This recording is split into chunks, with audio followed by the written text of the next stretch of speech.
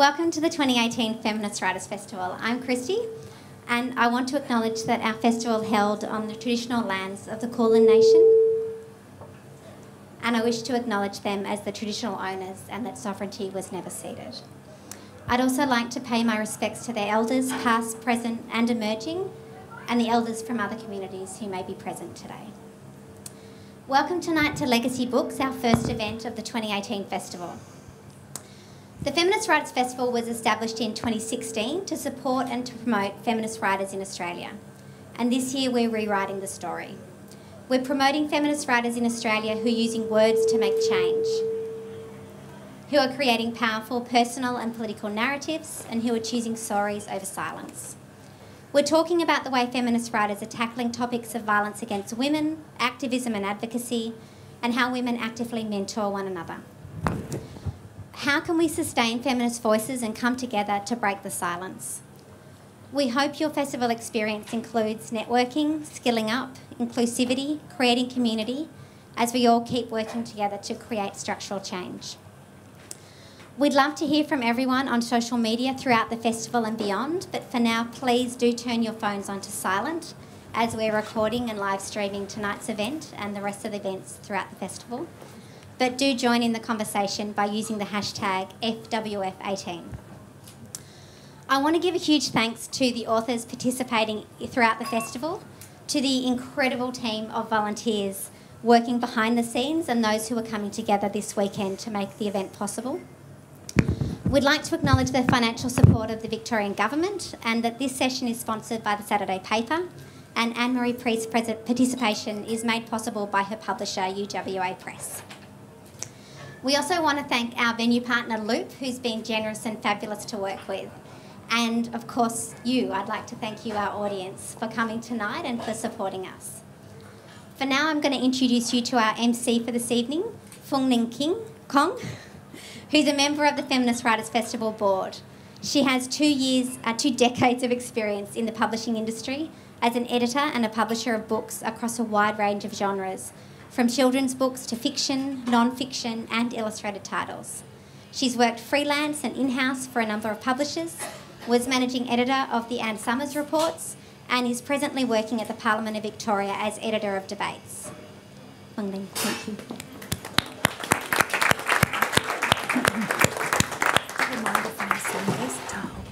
That was the first hurdle, basically, to get up here without tripping. And this is the person who... I look forward to the pratfall on my way down. Thank you for being here tonight. A panel on legacy books may seem a slightly strange way to open a festival, but given this year's theme of rewriting the story, we thought it made sense to have a look at the story so far, the better for us to look forward and be informed on how stories may be rewritten. As has been said, we must understand our own history if we are to write our own futures. It was 130 years ago, almost to the day, that Louisa Lawson, writing under the pseudonym Dora Falconer, produced the first edition of the feminist magazine Dawn. In her first editorial, she said, excuse me, is there anything I need to do to stop that? Just closer? Okay. In her first editorial, Louisa Lawson said, "Every eccentricity of belief and every variety of bias in mankind allies itself with a printing machine. But where is the printing ink champion of mankind's better half? There has hitherto been no trumpet through which the concentrated voice of womankind could publish their grievances and their opinions." And from those early days of Dawn, where many women got their start writing, reviewing and debating, have come books that captured and concerned themselves with women's oppression, books that were interested in and engaged in changing women's social, economic, cultural and political lives, and books that changed lives. So tonight our speakers will tell us about the books that made them, the things that made, and things made from letters that they're writing to fill the gaps. The books that have started conversations, debates, even fights. The books that have endured, and perhaps why. Perhaps it can be said that every book is more or less a legacy book. A book need only have amused, cajoled, infuriated, enraged, engaged, or started a dialogue, and it can be said to have done its work, to have left its mark.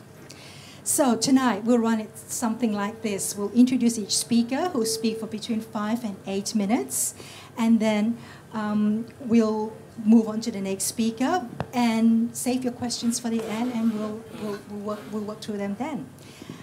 Okay, our first speaker tonight is Alison Croggon. Alison is an award-winning novelist, poet, and librettist.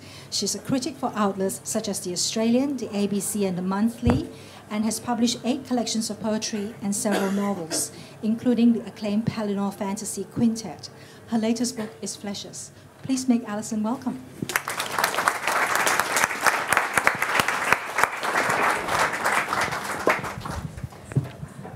Hello.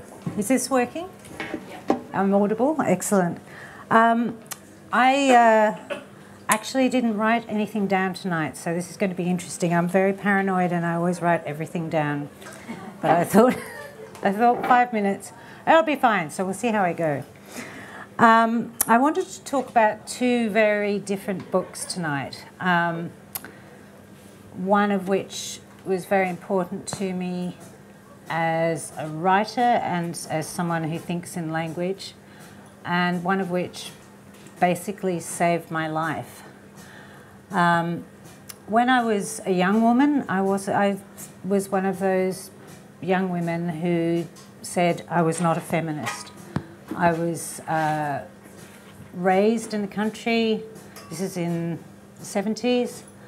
I moved to Melbourne, and I worked as a journalist, which was then in 1980, which is when I got a cadetship on the Melbourne Herald, a totally male-dominated profession. And I was one of the first intakes of cadets that basically, I think I was the first cadet to ever be put on industrial relations as a round, and my colleague was the first on police rounds. So when women had gone into journalism before, they were put into what was considered soft stuff like features and the women's section, which I'm sure some of you remember. So, and I became a journalist because my father said I had to get a job and that being a poet wasn't a job. So I thought, okay, journalism's about writing. And I became a journalist, and that was my early 20s.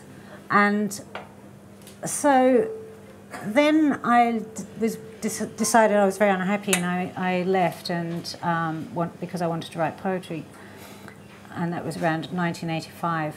And I was a pretty fucked up young woman. I was, in a fairly kind of ordinary way. It was. My parents divorced when I was a kid. There was a lot of,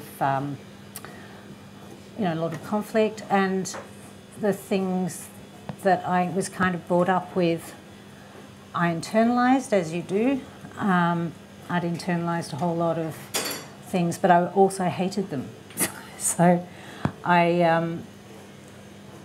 it took me a long time. All I'm saying is it took me longer than it should have to get to feminism. And what happened was I had a baby. So I had my first baby at 25, and I kind of had him by accident because I wouldn't have had a baby on purpose, because the whole idea of having babies and marriage was never anything I ever wanted to do. Like it was the thought filled me with horror.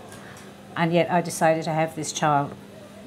And so, being me, I naturally didn't think about having a baby. When I was pregnant, I read everything I could get my hands on about pregnancy, and decided what kind of birth I wanted, and what I didn't want. I was terrified of medical intervention and that kind of thing.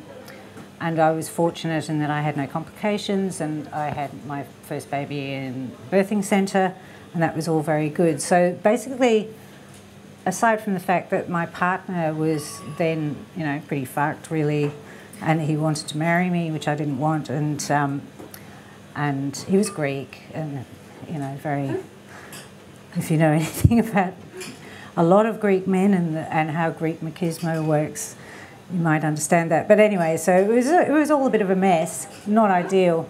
But, you know, I was really well informed about pregnancy. Until I actually had the baby, I had no idea that there would be a baby at the end of it.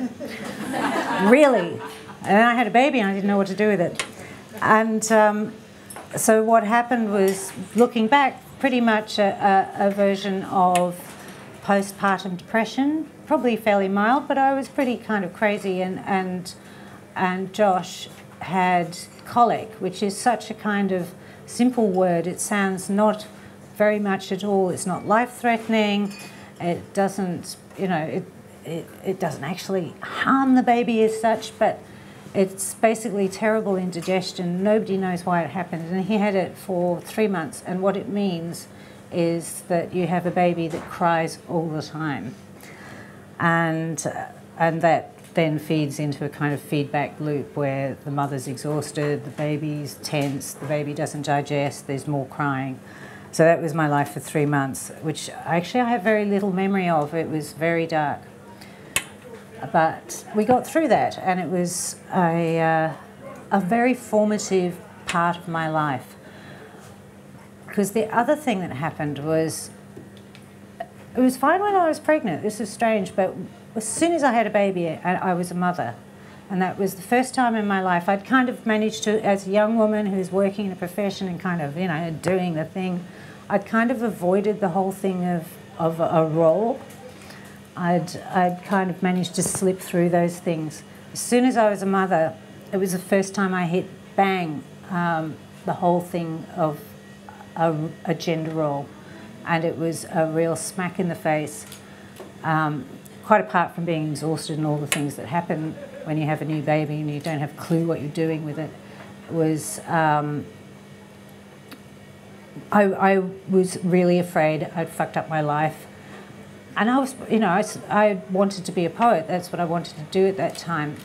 So I was literally told to my face by a man that my having a baby was the end of a promising young poet. I obviously have never forgotten that. It's the sort of thing you never forget. So while all this was going on, I lost 1.5 stone. That's a lot of weight. I don't know what it is in kilos. And I would look at pictures of me then. I was just like, oh, so skinny. And so I was not doing so well, but I was writing poems in my head. I didn't have time to write things down, but when I was in bed, I'd think up poems in my head and I'd remember them and I'd write them down when I could. You can do that with poems because they're short, but I'd write them in my head. Is that okay? Oh, okay. So, anyway, so what happened was a friend of mine gave me Alice Walker's book, In Search of Our Mother's Gardens. And that was the book that saved my life. And it was the first feminist text I ever read. It's a series of essays about basically Alice Walker talking about writing, motherhood, and she's talking in particular about her ancestors and how under slavery they were not allowed to learn how to read or write, and how women, even so, carried the flame of creativity through these generations and passed them on to their daughters. And it was where I read that she said, I don't write in spite of motherhood, I write because of motherhood. And that struck me so deeply. And there were so many other things. I mean, it's a deeply generous book. And I brought in a quote, which I'd like to read to you.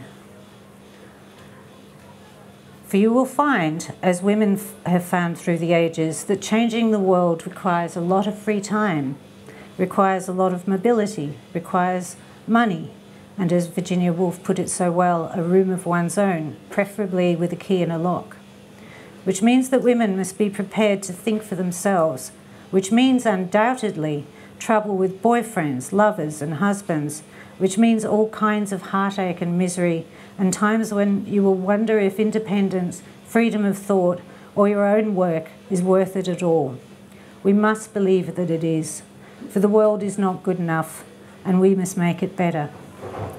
So I had all those heartache, trouble, misery with boyfriends and finally, you know, only ever ended up staying with a man who was a writer because I could not stay with anybody who did not respect my work, and most men seem to consider it a hobby. The other writer who was very important to me was Dale Spender, an Australian feminist, and her 1980 book, Man-Made Language. Shit, I hope that's the title.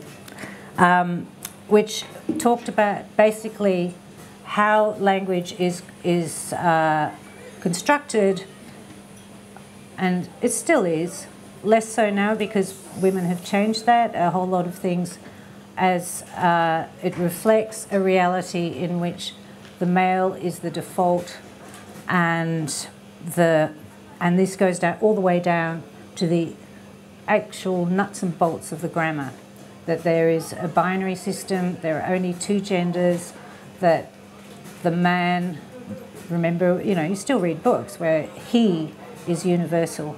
I used to resent that enormously when it began to dawn on me as a writer that I could not stand for universal humankind because I was not a man, because only men did that.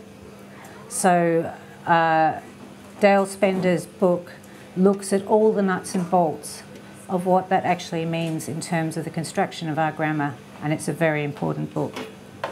And I think I've run out of time, so thank you very much, Foong.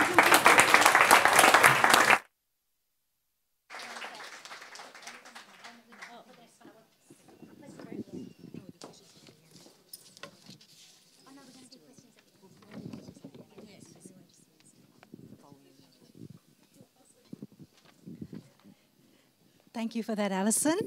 Our next speaker is Evelyn Araluen. Evelyn is a writer, researcher and teacher working with Indigenous literatures and representation at the University of Sydney, and the coordinator of Black Rhymes Aboriginal Poetry Night in Redfern. In 2017, she was the winner of the Nakata Brophy Young Indigenous Writers Prize, and in 2018, she was the winner of the Judith Wright Poetry Prize. Born and raised in Darug country and community, she's a descendant of the Bunjalong Nation. Please welcome Evelyn.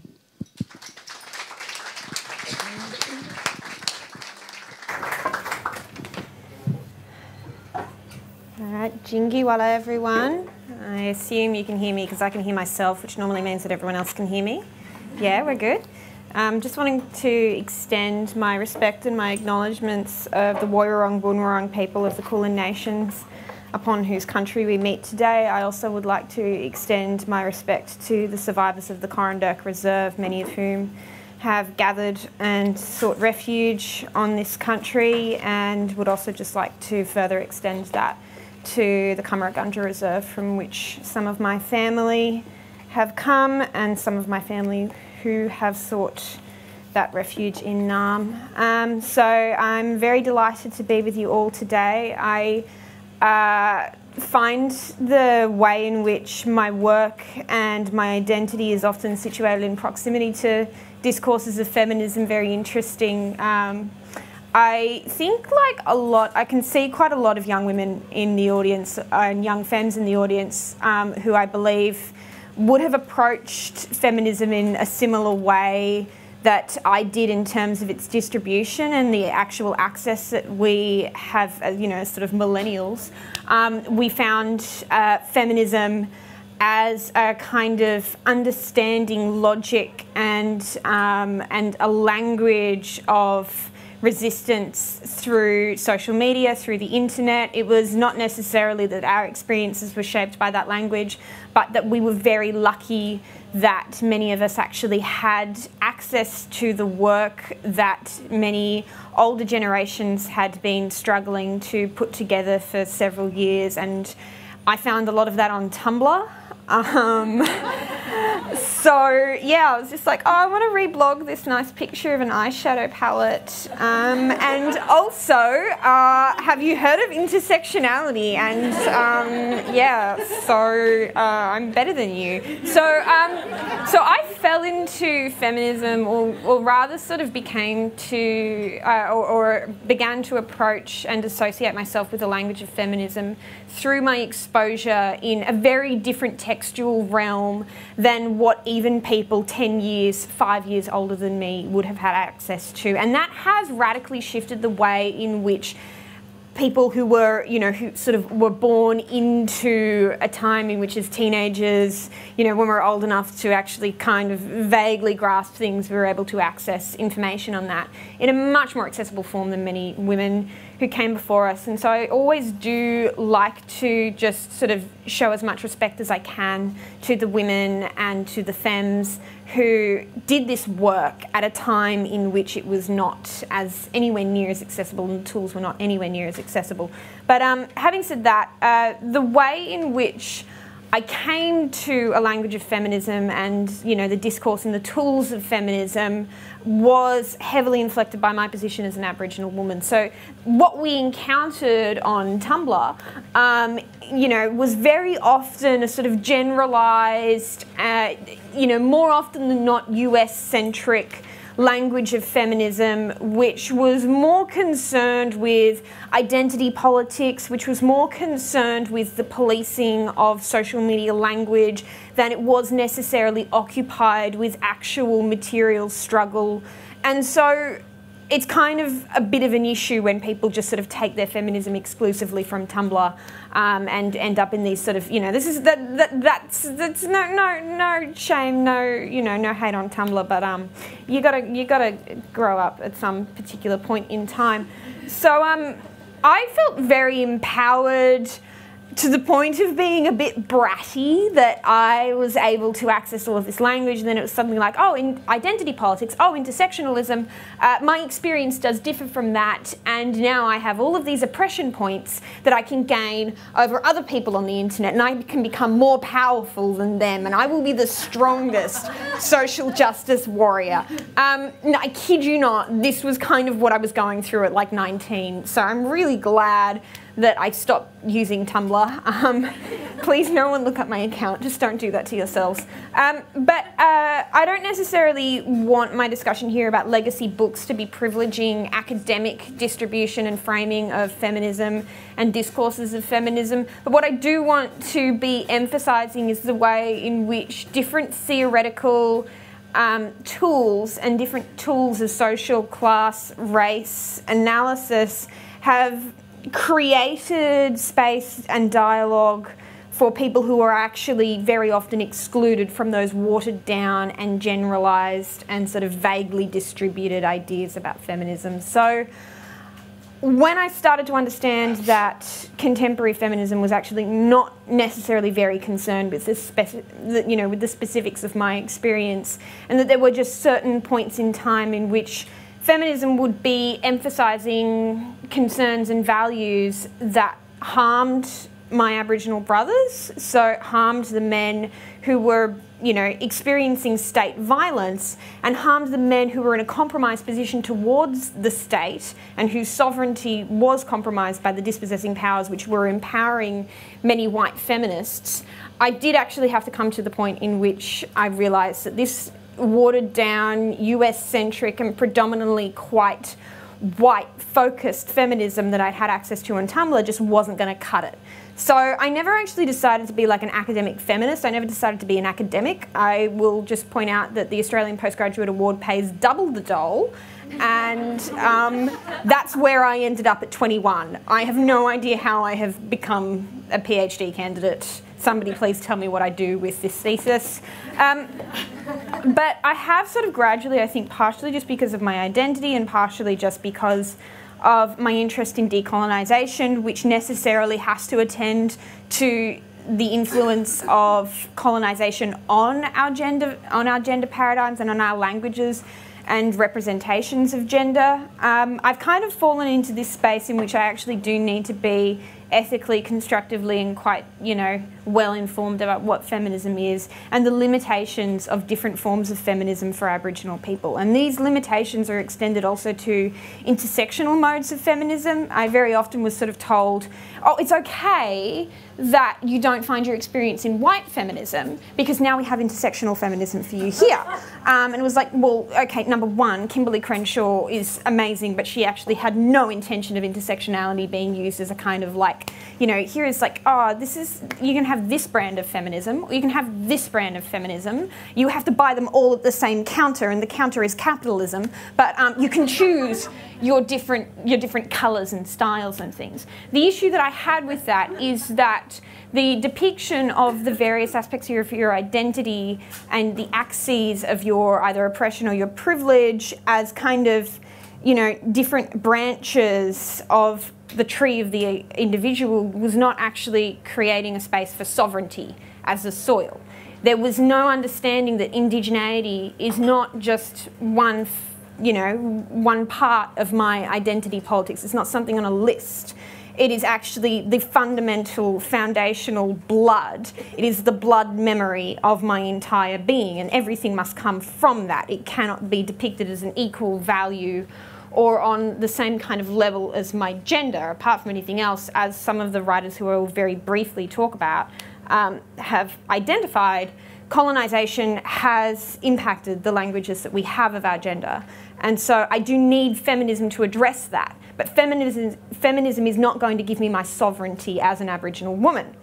So the best text for me to kind of understand the confusing place that I found myself in, where, like, of course I was angered about the different ways in which gender configured me for specific roles and for specific positionalities. But to understand that, like, that is actually very often a part of a race and class structure that was not being addressed by those languages. The really important text for me was Auntie Eileen Morton Robinson's Talking Up to the White Woman, Indigenous Women and Feminism. Auntie Eileen is a Quandamooka academic feminist writer. She's incredibly intimidating to read as like a young Aboriginal woman who's just sort of entering tentatively into academia and then suddenly witnesses just the profound strength and integrity of her writing. But it was a phenomenal book for me to read for a number of different values which I could take from it, but also a number of different languages of analysis, of critique. And yes, it is something which is primarily concerned with middle-class white women co-opting different languages of feminism, of supposedly liberatory languages, but also quite significantly, it talks about the way in which white middle-class women have always positioned themselves as central in these particular discourses. And Indigenous women have been silenced and erased from not only the liberatory discourses, but also from all of the available archives which we actually have to try to reclaim something of our experience. So another writer who's been of enormous influence to me is Noongar poet and academic Natalie Harkin, who wrote an essay that was, I can't remember the full title of the essay, Remapping the Archive, Blood in the Memory, something like that. And it was about the actual presence of her grandmother in the South Australian state archives of Aboriginal people. And in this essay, she talks really beautifully and very violently, and with this very violent bodily imagery of haunting the archive as the archive haunts her. And what that essay gave to me was an understanding that I don't actually need to be seeking my languages of feminism, and I don't need to be seeking my languages of liberation in the forms and the distributions of the colonial state. It is wonderful to have a book like Talking Up to the White Woman, which has been recognised as being, you know, academically brilliant and insightful and intelligent and very, very effective. But that there are also histories and stories and, you know, articulations of womanhood within the archive that can be accessed and can be liberated from that. So I guess my kind of conclusion from this is that feminism comes to you, and the languages of feminism comes to you in a multitude of ways, and very often the work that we do in accessing that is often the work that we do to decolonise and deconstruct and reclaim something of ourselves from that language.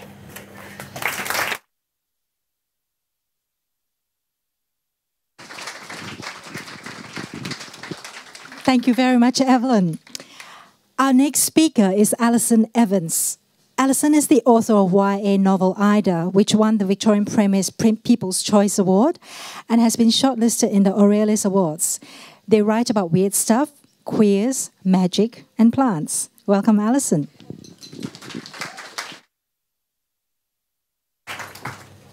Hi, how's it going? I didn't know there was going to be a lectern, so I just put it all on my phone. So I'm not tweeting, I promise. I've always read a lot of children's fiction throughout my life, so I guess it makes sense that I write for kids. When I was a teenager, basically all I did was read books. I read a lot of fantasy, and a lot of it was written by men, but there were always a lot of wonderful girl characters, and from what I remember, a lot of them were the main characters, and I really just loved getting lost in their worlds. I mean, I say girl here because I didn't really know I was genderqueer for a while, and I wouldn't really learn that word until I was out of high school. Thank you, Tumblr. And I didn't get to see it in a book for a long time. When I did, it was a book written by one of my friends who is also genderqueer, so that is why it was very accessible to me. So I liked the girls who would fight dragons and save their friends. Looking back now, I had a lot of book girlfriends. I definitely had a crush on Garth Nix's Sabriel, who is a babe. I didn't read contemporary fiction a lot because I was pretty obsessed with magic and maps, and like I would draw my own maps and stuff. But one time I was hanging out with my aunt at her job, and the only thing available to read was like a class set of Looking for Alibrandi, so there were like 20 copies there, and she was like, "We have books," and I was like, I'll take one. So I took one, and yeah, so I started to read, and Josie, the main character, was perfect. She was perfect because she really wasn't. She was sometimes a brat, or mean, or irrational. She didn't know what she wanted, but she really did know what she wanted as well. She was so overwhelmed, and she was sad and mad at the world, and she wanted to be loved and had wonderful friends, and she was so... like, she wasn't anything like me, but she was exactly like me, and I just felt like I felt every single thing that she was feeling. We were just so connected, and that connection was just so warm and so nice, and just so, it was so immediate and comforting, and I think this is why I really fell in love with young adult books, YA books. They were like my friends when I didn't have any in real life. And I thought, you know, maybe I could write them too. And I could show the word genderqueer to someone who might really need to see it. YA in Australia, Australia especially, is something that is really exciting at the moment. If you have a look at the books that have been published here just in the last couple of years, they're so wonderful, and they're so just really beautiful. Night Swimming by Steph Bow is something that I think we really desperately need more of. It's a book about a girl, and she has a crush on a girl, and there's no queer trauma. Like, there's none, and I can't think of another text that I have read that didn't have even a little bit of it. So finding that, I was just so grateful that it actually exists. It's cute and it's fun, and it's about friendship and family, and the girls get to hold hands and kiss and hang out, and they don't have to feel guilty or wrong about it just by virtue of them not being straight. Another book about queer girls is Clancy of the Undertow by Christopher Curry. He's a man, but he absolutely captures that feeling that I know a lot of girls feel, especially when you're a teenager. I know I felt it when I thought I was a girl, even though I'm not, and I still feel it now. And it's that feeling of absolute dread and shame of being really worried that you're going to treat a girl that you think is cute like how you know men treat you. And he captures it so well, and just seeing that in a text I think was it was kind of healing in a way, because you can sort of recognise that, and then you're like, okay, it's not my fault. It's kind of the fact that every queer girl and non-binary femme people in fiction character is always, not always, but often over-sexualized or for the male gaze, and it really does internalize a lot of shame. So that was really, I feel like that, hopefully that can start, you know, a legacy, if you will. In the Dark Spaces by Callie Black is another book that I love. It's not set in Australia, but in deep space, so a little different. And the aliens use a different gender system to Western human society. It's very bloody, it's really violent, some of it's quite disgusting. But when there are moments of warmth, they really radiate out into the whole text, and I do think of it as quite a warm and really beautiful book. And seeing the alien race who didn't use a gender binary was amazing to me, because I've only seen it a handful of times. Often it's like misc aliens who look like women because they have boobs. And then they kiss each other and it's all cool, but anyway. So through the main character's point of view, we sort of interrogate that idea of assuming there will be a binary in an alien human race, that they will somehow use a human gender system because it makes sense. And then when it's kind of about a third of the way through and you realise that these aliens aren't men and women, they are all just the same gender, you sort of take a step back and realise, you know, hey, maybe there isn't, that isn't all there is. I mean, some people would take a step back, but I was just kind of like, oh my God, fucking finally. And I kind of screamed a bit, but, you know, enjoy. So it was great. And the last book specifically I want to talk about is Living on Hope Street by Demet Dvorin. It's blisteringly feminist. It really looks very closely at toxic masculinity and healthy masculinity. It deals with a few point of view characters whose lives are connected to the street, Hope Street. And one family whose father is quite toxic and violent, and how his son Cain sees that and he wants to act out. He wants to be violent too. He wants to kill his father. It sort of goes through and he kind of comes to that conclusion. And then he meets Ahmed, who lives a couple of houses down, a young man, and he really likes his car, and he helps the old man down the road, and he really tries to connect with Cain and Sam, Cain's little brother. And he's a man, and he's really warm, and he's really kind and caring, and he's a very different man to Sam and Cain's father.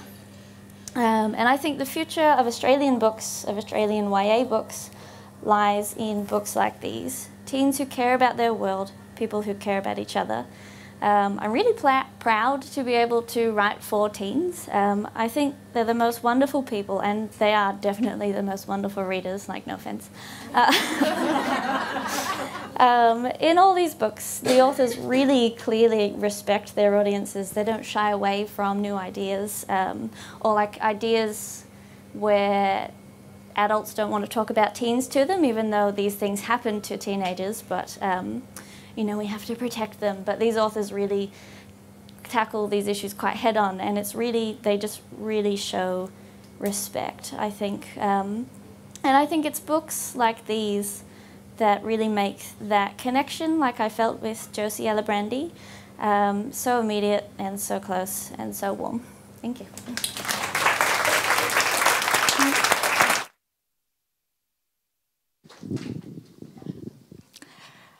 Thank you, Alison. Our next speaker is Anne-Marie Priest. Anne-Marie is a scholar and writer who has published Great Writers, Great Loves, The Reinvention of Love in the 20th Century, and A Free Flame, Australian Women Writers and Vocation in the 20th Century. A Free Flame received a high commendation in the 2016 Dorothy Hewitt Award, and in 2017, Anne-Marie won the Hazel Rowley Literary Fellowship. Welcome, Anne-Marie.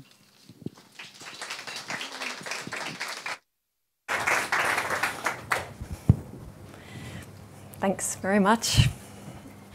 It was really great to hear Evelyn talking about young adult fiction. I feel a bit jealous actually, because young adult fiction when I was a teenager really hadn't hit its straps. And yeah, so when I was a kid, well, actually there's probably another factor here as well. My family were very fundamentalist Christians. So my mum in particular was very protective about what I read. Worried that I might find out about sex or something like that. So there was probably two things there. There was some good YA around, but I wasn't allowed to read that. So what I tended to read was 19th century fiction, because obviously no sex. So, and that was good because Jane Eyre, it's Charlotte Bronte's Jane Eyre, is just like a fantastic book for a proto-feminist. I'm not, actually that's not one of my books that I've chosen, but I loved that book and I read it multiple times. When I first read it, the language, the 19th century world didn't really mean anything to me, but this vivid, alive, central consciousness, this is seeing that a young girl is this complex, desiring subject. That was what was feminist about that book for me. And it just grabbed me and pulled me straight in, and yeah, I loved it. So looking for other books that had that kind of strong female character, it was really, really difficult. And so, I mean, I read more 19th century fiction, Little Women, Anne of Green Gables, which are not feminist in any way except that one way, that they had a strong desiring subject. And I identify with that and I just ignored all the rest, basically. But when I got into my teens, to my shame and embarrassment, I started reading romance novels. I wish that I had sort of found fantasy and science fiction then, but I didn't find it accessible then. And I think because most of the heroes were boys, and I just really wasn't interested in reading about boys. So, yeah, now of course I can see there's so much more now in fantasy. But there wasn't much there for me, so I'm reading romance novels, and I don't know why, but my mum didn't object to Sweet Dreams, which now I'd be like, no child should ever be able to read those. It's like, but no sex. So I discovered all about love, which I was very curious about. And I actually think now, looking back, just occurred to me recently that the reason I was into romance is because those books were about women. I mean, well, about girls, and that's what I wanted to read about. But they weren't serious, so I read Jane Austen, and then I read Georgette Heyer, which is like Jane Austen on speed or something. It's more pleasure all the time. So yeah, this is my shameful past. And so the book that I really want to talk about today is the antidote to romance, and that is Christina Stead's For Love Alone. I don't know if you can see it. I've brought in my lovely 1979 copy with Russell Drysdale and all my notes on the side, because I love it so much. But Christina Stead is not somebody you're going to find on Tumblr, whatever that is. Yeah, I think she's snuck on. Well, she probably has, right? That would be a quote. Yeah, there'd be a quote, right? There should be more than one. I don't know, for legacy, I mean, Christina Stead in some ways has an obvious legacy. She's an Australian writer who's kind of known and famous, but I sometimes think, she's obviously not read that much, even though she's known. And she's complex and a difficult writer, but this book, For Love Alone, I thought it's big. I thought it was going to be a romance novel. For Love Alone. It's really not. And if somebody's laughing who's obviously read the book, yeah, you start off and I wanted to say there are three things about this book that challenged me completely and overturned my whole idea about love and romance. The first is the idea of female desire. Teresa Hawkins, who's the central character, as a young woman at 14, is just so horny. This book was published in 1945, And it's actually about her own, it's very loosely, very closely autobiographical. It's about her own young womanhood in the 20s. And there's this wonderful quote, which I won't read, I'll just paraphrase, where she says, at 14, I was sick with love. And at 15, I would walk down the street and people could see my cheeks were red with my passion. And at 16, boys were looking at me, everyone was looking at me because they could see my passion just falling out of me. And at 17, I started to wilt because I had no love. And of course, love. These passages are quite extraordinary in the novel. It's especially for written in 1945. But she just said, what am I going to do with this huge passion? I need to have sex. And this is a child. I mean, a 14-year-old. And what was so radical for me in Sweet Dreams, there's no desire except with a specific person. So you fall in love with someone and then you feel some chaste desire for them, which of course you don't consummate until you're married. But the idea that sexual desire can be separated from morality and ethics and from love and romance and from all of the idea that all of that is cultural and that we could make of sexual desire something quite different, and especially for a woman. And it's so shocking to have a 14-year-old girl say, I'm so horny. It's just like, okay. And she's really aware of that too. She says, it's shameful. Women can't speak their love, is how she puts it. And she has no one specific in mind, but those two things together, the desire and the lack of any place for this in her culture, the shame around it, it was so revelatory for me. Just think that you can have like free-floating desire. Again, probably partly this goes back to my religious context, but so the second thing that really strikes me about this novel is what she shows about love is how much it's constructed by our culture in ways that are misogynistic, women-hating. And she's constantly, the character Teresa is constantly realising that, as she says, she can't tell the man that she loves him, because that's not appropriate. She certainly can't ask for sex, and she certainly can't have sex except within marriage. And she realises that all of that is completely cultural. It's nothing that comes from her. And yet the discourse of it about true love, it seems like a completely personal discourse. It seems like it's actually about how you feel. Christina said is brilliant at showing how the external things like culture and society become internalised and actually shape you right in to shape your thoughts and feelings and desires. There's a really awful passage again in this book where for most of this book she's in love with a guy called Jonathan Crowe, she absolutely adores him, and she thinks she's got an imaginary idea of him, of course, and she worships him, and he's really, really horrible, and he hates her and he hates women, but he's all the time thinking she might come across. So he keeps her on a string kind of thing. And right at the end, when she realises that he's not for her, she says that she released him from her will, which I think is such a terrific way to describe what it's like to fall in love, how much self-will there is in that, how much there is of fixing your intention on somebody and making them fit. And finally, so she lets him go, and then she finds out something horrible about him, that he's asked all these women, as an experiment, he's asked 5 women to come and live with him, just to see what they would say, and nearly all of them said they would. And then he's just like, they've just had dinner, and they're outside the restaurant, and there's a row of rubbish bins there, full of rotting food, as Stead tells us. And he says, they're like that, like those bins. And she's like, those bins? There are 5 of them? And then he just starts saying how, what his experiment showed is women's degrading avidity, meaning their eagerness for love and sex. And as he's explaining all this, pontificating, she feels that all the garbage is coming out of the garbage bins and covering her, and she's disgusting and smelly and awful. And that is just, it's such a brilliantly depicted way of showing that underlying misogyny and how that is so closely tied with that idea of love and marriage, that a woman has nothing but that, and so she has to be avid because her only way of living in the world and of being happy is getting someone to marry her. Hopefully things have changed a lot since then, but that idea is still, you can still see that everywhere in our culture. The last thing about this book that I wanted to just talk about that was amazing is about marriage. All the way through, you think she's doing this for love alone, although she does also say, and I love this about her, that she has a grand destiny. Not sure what it is, but it's not just getting married. But she finally meets the perfect man, handsome, rich. He adores her.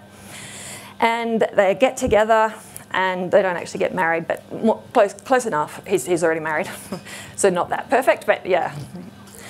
So they're together, and she's completely sexually satisfied, and then she's just like, okay, so I actually don't want to stop now. I want to try men. Again, this is 1945. And then she says, look, I thought that love, that successful love, that marriage, would meet all my needs. And yet I find that I'm still thirsty, I'm still hungry, and not just for love. Sexually, she's okay now. But she's just like, my heart is questing. I want to be a wanderer through the world. And at one point, she falls in love with another guy. And she says, and again, this is just so brilliant, she says, it wasn't that I wanted him, I wanted to be him. I wanted to be the one who's wandering. I wanted to be the one putting their foot on the deserts of the world.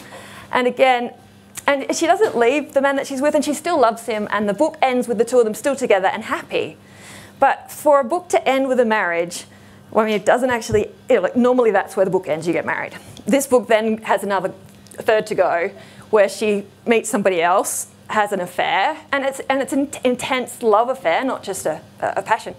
Also, simultaneously continues to love the man that she's with, and he continues to love her, and then they continue together, and she's like, okay, what's my next adventure at the end of the book? 1945. This is an amazing book. So I then, how am I going for time? Okay, I then, I wanted to write about love. And it was partly as a response to this book, just opening my eyes in so many ways to the way that love stories work. So I then actually wrote like a series of not autobiographical, of biographical pieces, which tried to show what love actually looks like, and the different phases of it, and how it's really not at all like a Sweet Dreams romance novel. And yeah, Christina said herself, I don't know that she would have ever called herself a feminist. She was a bit prickly, but at her time, the word feminist could mean man-hater, and she was very afraid that people might think that she was a man-hater. She really didn't want anyone to think that. She loves men, they're awesome. So even though her discourse is so brilliantly, incisively, she just pulls apart patriarchy and the influence that it has on women, she still didn't ever come up and say, I'm a feminist. And a lot of the women from the 20th century, I think, who do have things to say that would really speak to women now, and that are, I think, clearly feminist, we might miss them because they don't have that label. So I guess my proselytizing part here is, so when I came to write my next book, which is about vocation in women's lives, I focused on some 20th century women writers. And I mean, what I was looking at there was women who have a huge passion that's not a passion for love, that's something else that drives their lives. And each of those writers, I think the only one of the four, Dorothy Hewitt, would say she was a feminist. The others wouldn't use that term. But their works show that intense struggle to create themselves as desiring subjects and to sustain that through their lives. And that, to me, makes them feminist. Can I tell them that you're doing the book on Gwen Howard? Anne-Marie's next book is actually a biography of Gwen Howard, so we can look forward to that. Lucky last, Jamila Rizvi is an author, presenter, and columnist. She previously worked as a political advisor to the Rudd and Gillard governments, you poor woman. She's the author of Not Just Lucky and most recently The Motherhood, a collection of essays about life with a newborn. She's editor-at-large for Future Woman, the Nine Networks cross-platform venture. Jamila. Thank you. Good evening. I have to start by apologising. I have a newly broken nose and so I'm quite nasal. So I hope I can be properly understood. I sound bizarre to myself. I was 7 years old when I realised that nobody on television looked like me. The closest was Guy from Captain Planet. Does anyone remember Guy? The planeteer with the power of water. This is the part of the story where I'm supposed to tell you about her racial identity, but I can't because I don't actually know what it was. While other characters on the show had their countries of origin named in the opening credits, or in the case of the American character, their home city, Wheeler was from New York City. The viewer only learns that Guy is from the considerably less specifically pinpointed location of Asia. In much the same way, I found the personalities of girls on television difficult to relate to. There was Angelica on Rugrats, anyone remember her? Who wanted for nothing in the self-esteem department because her mum raised her to, and this is a quote from the show, make it in a male-dominated power structure. Heaven, heaven. But everyone hated her, which made her vastly unappealing and taught me some cruel early lessons about the repercussions of women and 3-year-old girls who own their power. But beyond that, there was nothing. Nothing, nothing, nada, nobody. TV didn't satisfy. But books were different. It was in books where I found solace that there was a place in the world for someone like me. It was in books where I found characters that I wanted to be mates with and who made me feel proud of who I was. Characters who failed and found it hard to get back up again. Characters who laughed too loudly or were told that they were too much. Characters who were bossy, characters who were bitchy, characters who were bold. Characters with hair that didn't always sit quite right. I think every lover of literature has that book, the one that turned them into a reader as a child. Mine was Edith Nesbit's The Railway Children. I can still picture this amazingly, disgustingly ugly emerald green and pink floral bedspread that I was lying on when I realised, along with the protagonist, who was 12-year-old Roberta, who was just fierce, that her father was in prison and that her mother was keeping it a secret. And I remember crying myself to sleep that night. You'd be forgiving for assuming this would have put my own 7-year-old troubles in perspective, but alas, no. The very next day, my mum and I had this Barney of epic proportions about replacing the unicorn wall frieze on my bedroom. 12 months earlier, I'd insisted on its purchase, despite warnings that I'd grow out of it and would need to be satisfied for at least 2 years. I'd foolishly vowed loyalty to the abominably ugly design for life. Regret and longing didn't feature in my reading habits as a child the way they do now. Drunk on time and lack of responsibility, plus the combined generosity of my parents and a public library card, I read widely and I read regularly, far more so than I do now. Politeness didn't stop me from taking a book out to dinner or to the house of my parents' less interesting friends. I didn't have a type or even a favourite genre. I read and loved everything I could get my hands on. Perhaps the only common thread was that all my favourite books featured women and girls. I was still sounding out words in Matilda, Charlotte's Web, Little House on the Prairie, 1,000 Paper Cranes and A Little Princess. By the age of discovering The Most Wonderful Judy Blume, I was in full flight with 45 and 47 Stella Street, Hating Alison Ashley, Little Women, Looking for Ali Brandy, and Emily Rodda's Teen Power Inc. series where there was another Asian girl. It was just so exciting at the time. As I grew more conscious of the world beyond my little piece of it, I chewed through A Wrinkle in Time, Red Scarf Girl, Jane Eyre, To Kill a Mockingbird, Pride and Prejudice, Roll of Thunder, Hear My Cry, and Anne Frank's Diary of a Young Girl. That is what I remember of Year 6, the year when all my friends decided they hated me, but the girls in those books did not. I always preferred books with women protagonists, and it's a preference that has stuck with me as I've grown up. It's not that I don't enjoy reading books about men, right? Like I do. They're just not as interesting. Men don't have as much to talk about. It's all sport, sport, sport, war, war, war, and I can't really get into it.